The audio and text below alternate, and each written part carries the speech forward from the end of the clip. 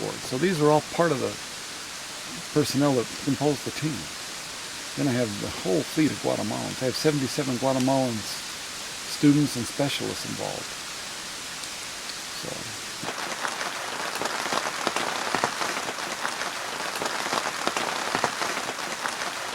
Sac Bay, meaning White Road, and these are the surfaces. That's 2,000 over 2,000 years old.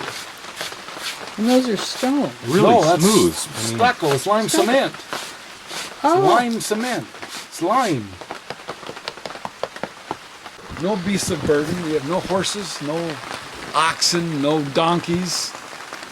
It's pure human labor, which makes what you're going to see even more phenomenal because of the investment of human labor in this stuff. Huge amounts of human labor. No carts, no wheeled vehicles to haul the stuff, no wagons. All human labor. And when you calculate the human labor, the cost involved in human labor is phenomenal. The agricultural capability was first, and then they had then they built the causeway. Right down in, let me see if I turn on my hair. You see my laser? Mm-hmm. Right here, right there is the edge of the first level of the causeway. Oh. Below that, down in here, is all mud, imported mud. It's one of that imported mud fields, like I showed you back in camp. That's that's fields. So the fields were booming before they started this architectural program. This is such a tall wall.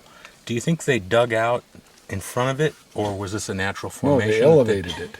So they built this up. They built it up. This whole area, The like whole built thing. up like 80 feet. The whole thing. No, like 80 meters. Jesus. 80 meters. That's so many millions of... It's 15 million man days of labor. We've already calculated it out. Do you know how many years 15 million man days is? I figured this probably occurred in the lifetime of one particular charismatic ruler, probably 30 years, which require 8,000 guys working day and night for 30 to years. build up that whole mountain, build to this compact it.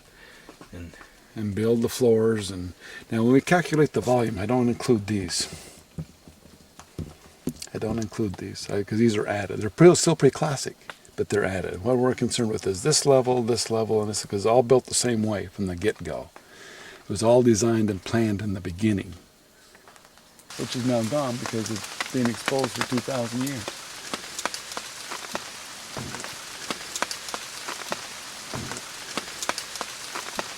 There's 4 floors. And then you have the pre-classic steps. They go up so high and then they stop. Because around 900 AD, there was a little band of gypsies that came in here and built these little huts. Little shabby little huts. Little apartments. And even built a little, there's even right in here, there's even a little fire area. A little right in here.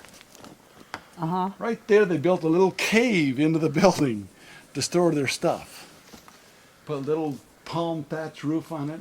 Little sleeping benches right over here, this right over here, right over here. There's a sleeping bench. Okay? Now, would they have had like a thatched roof over Yeah, that? probably. Yeah. So these are the guys, this little band of gypsies that took off a lot of the stone off the face of the building. They robbed it, and they probably burned it and made lime plaster. Chopped it up and burned the stone. Because the stairway, you kind of see a faint stairway up the middle there, but that's where the blocks used to sit in the mortar. Well, we leave a little shade for the stone. We've actually discovered that the sun on bare stone is not good on limestone. Yeah. Leaves a little shade, and each tree that we selected is slow growing and does almost no damage to the building. So The ones we did remove are big, huge trees that do a lot of damage, are all removed. So about what year were the gypsy condos here? 900 AD. For the ones that left Tikal. Could have been. Could have been. They're just, Or one of those classic period. yeah, they're a little classic period enclave, and only here, on the building of La Pava, on the same platform where we've done work, we don't have a single example of this occupation. It's only here. Maybe they felt safer from jaguars. Well, Or from other gypsies. or from other gypsies. But Yeah. the whole thing is collapsing all over the area, and they were living up here for some reason. This is how much rubble and dirt has accumulated over 2,000 years of time.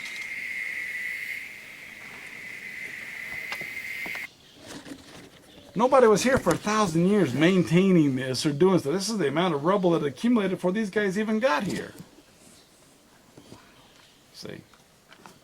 So it really looks like there's this time where there's just no people. That's I mean, a ton of people, That's- then no people. That's the classic pots, plates, and bowls, and cups, and all still in place on the floor. Like they've been left They 2,000 were years just ago left and right not. there. Then nobody even came back and said, "Oh, look at this! Must have been this old blue bottle," kind of a thing, you know. Huh. Nobody touched it for 2,000 years. That's amazing. So this is all rubble on Yeah, it's just rubble and jungle. 2,000 years of jungle. This whole canopy's another 30 to 40 meters underneath the top. Really? Uh-huh. Almost 100 feet. Yeah, Wow. 100 to 120 feet.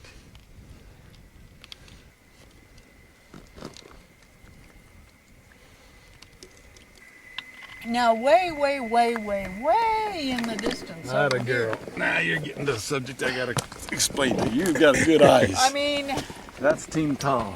that's See? Tintal. That's Team Tall. The summit's of the platform, and then you see another little pyramid. Uh-huh. That's the ancient city of Paishban.